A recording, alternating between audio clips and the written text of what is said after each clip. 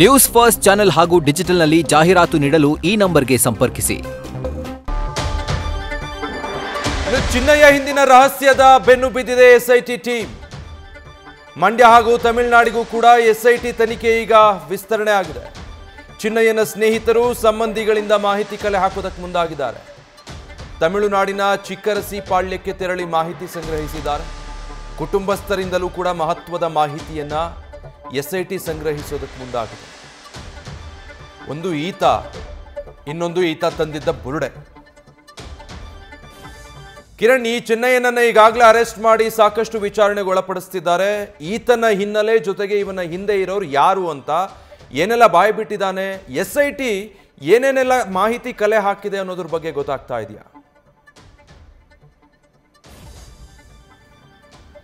ವಿಜಯ್, ದೂರುದಾರ ಹೇಳಿರುವಂತಹ ಪ್ರತಿಯೊಂದು ವಿಚಾರವನ್ನ, ಅಂದ್ರೆ ಆತ ಈ ಒಂದು ಪ್ರಕರಣಕ್ಕೆ ಸಂಬಂಧಿಸಿದಂತೆ ಈಗಾಗಲೇ ಹಲವಾರು ಮಹತ್ವದ ವಿಚಾರಗಳನ್ನ ಈಗಾಗಲೇ ಬಾಯ್ಬಿಟ್ಟಿದ್ದಾನೆ. ಎಸ್ಐಟಿ ಅಧಿಕಾರಿಗಳು ಈಗಾಗಲೇ ಅವನ ಬಾಯಿ ಬಿಡಿಸಿದ್ದಾರೆ. ಯಾಕಂದ್ರೆ ಯಾವಾಗ ಈ ತಲೆಬುರುಡೆ ರಹಸ್ಯವನ್ನ ಆತ ಬಾಯ್ಬಿಟ್ಟ, ಅದರ ನಂತರ ಅದರ ಹಿಂದೆ ಯಾರ್ಯಾರಿದ್ದಾರೆ, ಎಲ್ಲಿಂದ ತಾನು ಬಂದೆ, ತನ್ನ ಹಿಂದೆ ತಾನು ಒಬ್ಬ ಪಾತ್ರಧಾರಿ ಮಾತ್ರ, ಸೂತ್ರಧಾರಿಗಳು ಇದ್ದಾರೆ, ತುಂಬಾ ಜನ ಇದ್ದಾರೆ. ಆ ಸೂತ್ರಧಾರಿಗಳ ಮಾಹಿತಿಯನ್ನ ಕೂಡ ಎಸ್ಐಟಿ ಅಧಿಕಾರಿಗಳ ಮುಂದೆ ಆತ ರಿವೀಲ್ ಮಾಡಿರುವಂತದ್ದು. ಹಾಗೇನೆ ಈ ಆಧಾರದಲ್ಲಿ ಈಗಾಗಲೇ ಈ ತನಿಖೆ ಮಂಡ್ಯ ಹಾಗೇನೆ ತಮಿಳುನಾಡಿಗೂ ಕೂಡ ವಿಸ್ತರಿಸಿದೆ. ಈಗಾಗಲೇ ಎಸ್ಐಟಿ ಅಧಿಕಾರಿಗಳು ಮಂಡ್ಯಕ್ಕೆ ಹಾಗೇನೆ ತಮಿಳುನಾಡಿಗೆ ಹೋಗಿ ಬಂದಿದ್ದಾರೆ.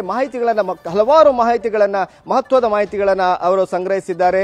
ಮಂಡ್ಯದಲ್ಲಿ ಹುಟ್ಟೂರಿನಲ್ಲಿ ಆತನ ಸ್ನೇಹಿತರು, ಆತನ ಕುಟುಂಬಸ್ಥರಿದ್ದಾರೆ, ಅವರನ್ನ ವಿಚಾರಣೆ ಮಾಡಿ ಕೆಲವು ಮಾಹಿತಿಗಳನ್ನು ಪಡೆದ್ರೆ, ತಮಿಳುನಾಡಿನ ಚಿಕ್ಕರಸಿ ಪಾಳ್ಯ ಆತ ಇದ್ದಂತ ಎರಡನೇ ಹೆಂಡತಿ ಮನೆಯಲ್ಲಿದ್ದ.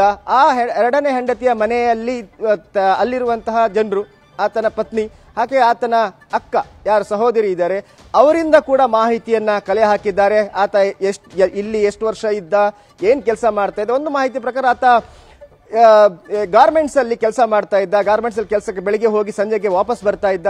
ಹಾಗೇನೆ ಆತನನ್ನು ಯಾರೆಲ್ಲ ಬಂದು ಮೀಟ್ ಆಗಿದ್ದಾರೆ ಅಥವಾ ಫೋನ್ ಸಂಪರ್ಕದಲ್ಲಿದ್ರ, ಈ ವಿಚಾರ ಏನಾದರೂ ಮನೆಯಲ್ಲಿ ಹೇಳಿದ್ನ, ಪ್ರತಿಯೊಂದು ಮಾಹಿತಿಯನ್ನ ಎಸ್ಐಟಿ ಅಧಿಕಾರಿಗಳು ಕಲೆ ಹಾಕಿದ್ದಾರೆ. ವಿಜಯ್, ನ್ಯೂಸ್ ಫಸ್ಟ್ ನಿರ್ಭೀತಿಯಿಂದ ನಿಮ್ಮ ಪರವಾಗಿ.